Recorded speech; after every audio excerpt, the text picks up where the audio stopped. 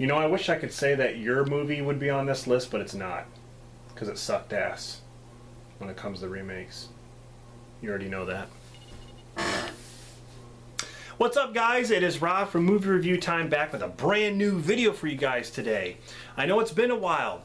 I've been working. If you see my last video, which is my channel update, I explained I've been working a lot of overtime. Now I got some free time. And this is going to be a response video to Horrorfan34, my buddy Thomas, who did his top 10 favorite horror movie remakes. I'm like, that's a damn good idea. I'm going to do that. I came up with a list right here with my top 10 remakes right there. And then I have some honorable mentions, which I'm going to talk about at the end. He also did his top 10, I think, worst horror movie remakes, which is what I'm going to do as well. But if you want to make a response to this video, definitely, do that. I'm going to leave Horrorfan34's link in the description. Definitely go subscribe to him if you have not. Anyway, let's get on with the video. Going to be starting with number 10 down to 1. Here we have Chad Michael Murray, Brian Van Holt, and Paris Hilton starring in this movie. House of Wax comes in at number 10 for me. I thought this was a damn good remake. I like seeing, the kids getting captured and putting on this machine where they're just covered in wax, and they make like molds of wax mannequins, but they're not really mannequins. They're actually, it's human flesh underneath the wax, which was pretty cool. I like the effects. It's just really well done. Even though all Paris Hilton does in this movie is get naked, and we've already seen One Night in Paris. I mean, we've all seen it, probably. At least I have. But she gets, I guess, partially naked in this movie. Strips down to her underwear, dancing to this guy in a tent. And then she gets like a pole rammed in her face. That was fine.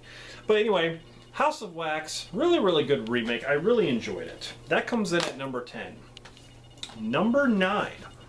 This might have been higher on my list, but there are so many good ones that I couldn't place this any higher because of the ones that I love so much. But at least it's in my top 10, being that I love this movie a lot. And it is It. The brand new It remake. Bill Skarsgård as Pennywise. I thought everyone did an amazing job, but when it comes to this movie, I like the original one, Tim Curry, and this one equally because they both have similarities yet differences. I like some of the kids better in the old one than the new one. I like some of the other kids better in the new one than the old one. There's things I like in the new one better than the old one. There's things that, they both have some good things that happen.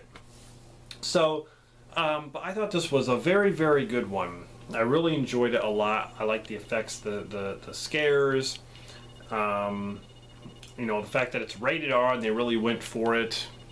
Very good remake. That comes in at number 9. Number 8. This movie stuck with me ever since I saw it in the theater. I remember me and my cousin Dan could not stop talking about it. And I watched the original, and I thought the original was fine. I don't think the original is that much scarier than this. I do think this is, I want to say it's original in a way, even though there was, an original version. It was an American version. But as far as this being an American version, I thought this was very good. The Ring. I thought this was very well done. I like Naomi Watts in this. How she has to find, she's kind of doing like reporter work, almost like detective work on this girl who basically gets inside your mind and, shows you things. And you basically see this videotape, and when you watch the videotape in 7 days, you die. You get a phone call after you watch it, and this voice says 7 days. And Naomi Watts does it. She watches the tape. She has 7 days. So in 7 days, she has to uncover the mystery, which really drives the movie. I really like that. There's a lot of creepiness in this movie. But like Ringu I thought was creepy, but I don't think it's that much better than this. A lot of people say, well, the original's better, or like the Japanese version better. Okay, that's your opinion. I don't think it's that much better. I really don't. I like this one. So, The Ring comes in at number 8. Number 7, another very, very good remake starring Jeff Goldblum, The Fly. This is kind of a gross movie. There are a lot of gross things about this one. You know, Jeff Goldblum stars. He's a scientist who accidentally merges with the housefly while conducting a teleporting experiment. And it's been a while since I've seen this, even on Blu-ray. I think the last time I saw this movie was on DVD. But since I've had it on Blu-ray, I haven't even looked at the transfer. I should probably watch this again, actually. But yeah, very, very good movie. Very good remake. High up on number 7 on my list. Number 6, I'm just going to hold this up. The Friday the 13th remake. Now, the Friday the 13th remake, I thought was very well done, although I kind of think it was rushed in the beginning. I actually, to be honest with you guys, I enjoyed the part where he was in the sackcloth over his face. I liked that version better than when he got the mask. When he got the mask, I don't know, I wasn't really into it as much as because the whole beginning when he has that sackcloth over his face, he's so intimidating. He's like running at people with his machete and you know, killing people. He was intimidating. I love that part with the music and everything. When he got his mask, I'm like, okay, that's Jason, but I don't know. I preferred him like he was in part 2 with the sackcloth. I mean, he has to have his iconic mask. I understand that. It was a very, very good remake. It definitely reminded me of a Friday the 13th movie. But the beginning was all rushed. It was like they went through part 1, part 2, and then part 3, all in one movie. Because the whole beginning, they do the whole chopping of the head of Pamela Voorhees, and then Jason sees it, and then, you know, he's got the sackcloth, and then he finds the mask, he puts the mask on, so there you go. You have movies 1, 2, and 3. Which I guess they had to do that. You know, it's not like we need to see an origin story or anything like that. I found that was okay. So, but it's very good. It's definitely... Friday the 13th is definitely 100% better than the Nightmare on Elm Street remake and the Halloween remake. That is for sure. So that is number 6. Number 5, an amazing movie. Amazing. I love this movie. It's kind of hard to watch in some points, but you got Tony Goodwin, you got Monica Potter, Garrett Dillahunt, Spencer Clark, Martha McIsaac, and Sarah Paxton. The Last House on the Left. The original one I thought was kind of hokey with the music choices. I mean, it's an old film. It's a very old film. If I had to choose one, I prefer this one. The old one definitely has some disturbing scenes, but all in all, I just like the characters better and the actors and actresses better in this movie. I think it's Garrett Dillahunt who plays he plays the main villain in this, and he played the main villain in Braven with Jason Momoa. He does a good job playing the villains. Yeah, you have what's his name from Ghost, who played Carl.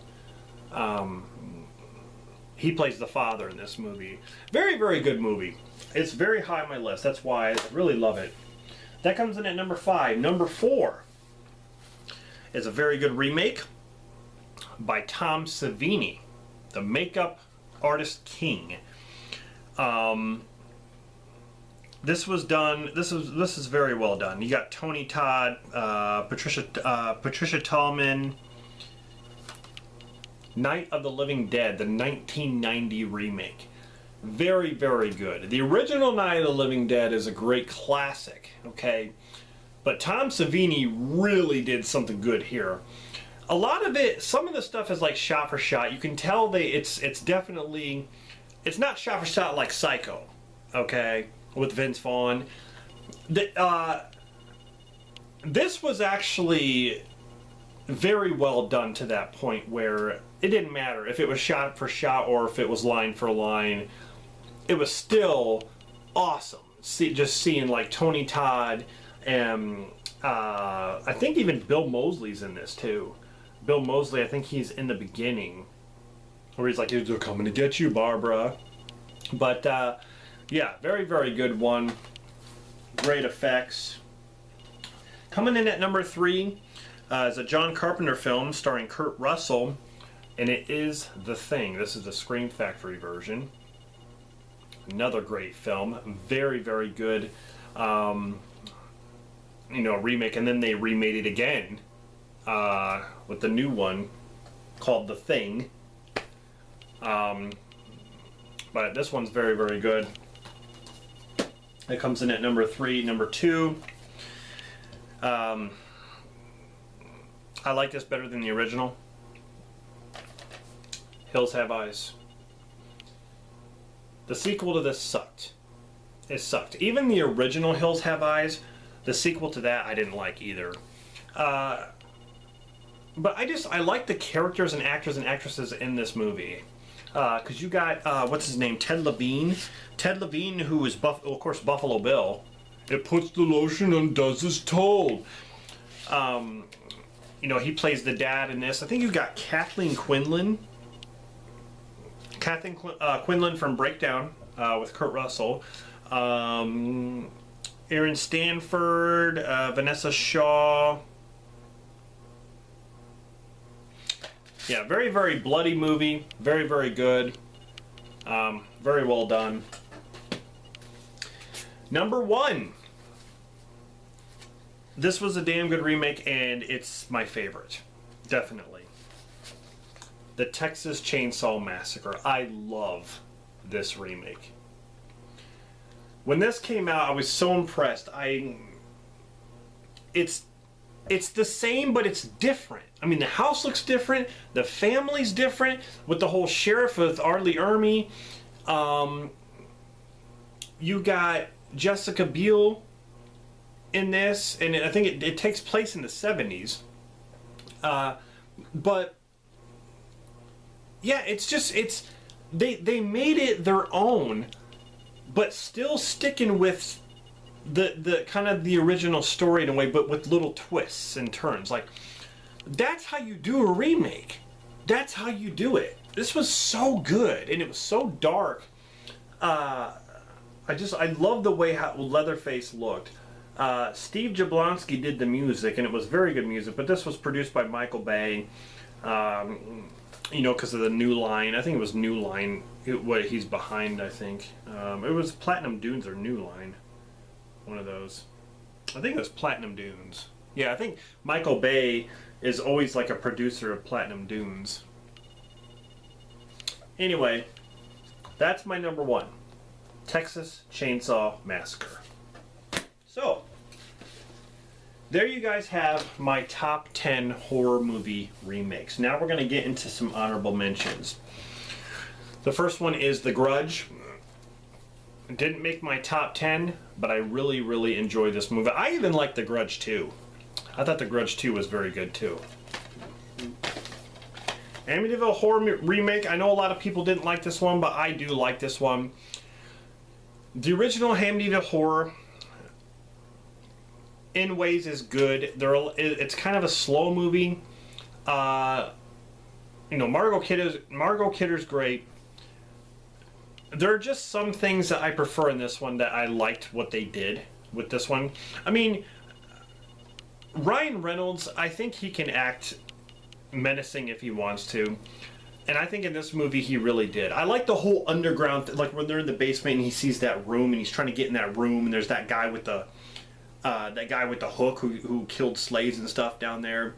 Catch him, kill him. I like how he's just sitting there staring at the wall. I mean, I like that whole thing. I don't know. I thought this remake was decent. Now, whenever I mention this film, people are like, "Oh, watch the original." I think the original version is like a Thai version or something like that. I've never seen it. I just really don't have any interest.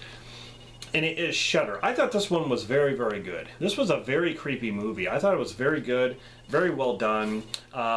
Executive producer of The Grudge and The Ring. It's kind of like one of those films. You know, I mean, maybe one day down the line I'll see the original. I just have no... you know, like right now I'm just not jumping for joy to see the original. But anyway, I just think this is very, very well done film. It didn't make my top 10, so it's not obviously my favorite. When it comes to the King Kong films, this is definitely one of my favorite, and this is the one that I grew up with, the 1976 Jessica Lange version of King Kong with Jeff Bridges. A very bloody King Kong. I mean, what happens to him at the end when he gets shot up is crazy.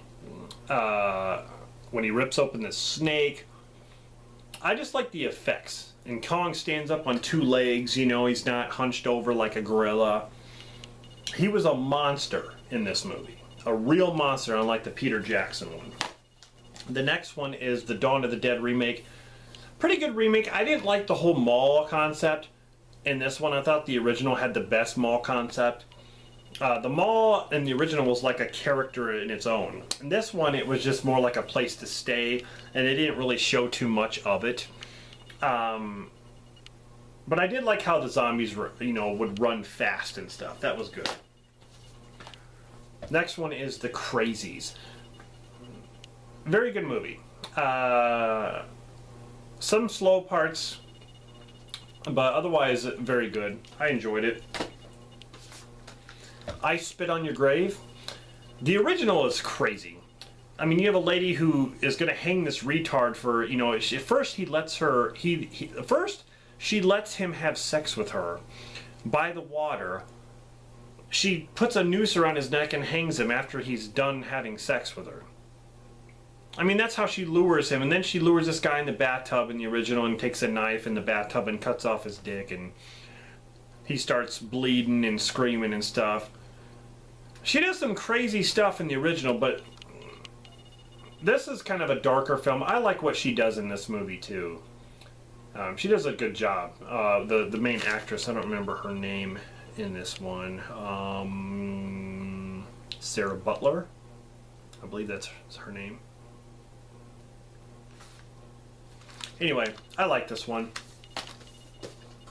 Of course, Brendan Fraser's The Mummy.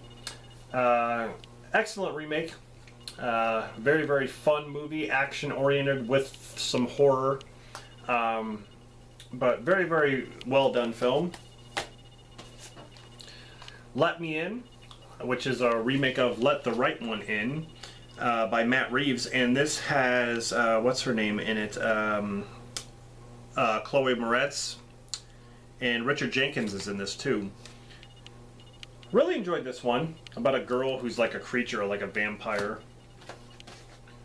Everyone puts this movie down and I don't know why. To this day, I don't know why. Evil Dead. I thought this was great. So what? If Bruce Campbell's not in it, so what? We still have the original Evil Dead films. Why do we need... Why would he... You know, it's fine if he has a cameo or whatever, but we don't need it. You know, this was this went in a different direction, and I liked the main actress in this. I thought she was creepy. I thought she did a good job. I liked some of the stuff that happened in this. I mean, yeah, the stupid guy's like, oh, we shouldn't be reading from this book, even though he reads from the book. There's some stupid stuff that happened, but the effects are fantastic. You cannot deny that. The effects are great. The last one, House on Haunted Hill. Definitely a good remake. I mean, you have a great cast here. You have Famke Jensen, you got Taye Diggs, Ali Larter, Bridget Wilson, Peter Gallagher, Chris Kattan. Really, really good film there. Really creepy, too. That's my honorable mentions right there. I forgot to mention one that I don't have here. Oh, two, actually. Okay, so the two that I'm going to mention right now really quick are 13 Ghosts. I really enjoyed 13 Ghosts. And The Blob, 1988. A lot of people don't like that one. I like that one a lot. I like the music. I just like, you know, it's an 80s horror film. You can definitely tell. And I thought they did a good job with the effects of The Blob. So yeah, 13 Ghosts and The Blob are the ones that I don't have here with me. Anyway, guys, I hope you enjoyed this video. Do a response if you want to. Check out Horrorfan34. I'll put his link in the description. Next video I'm going to be doing are my top 10 worst horror movie remakes.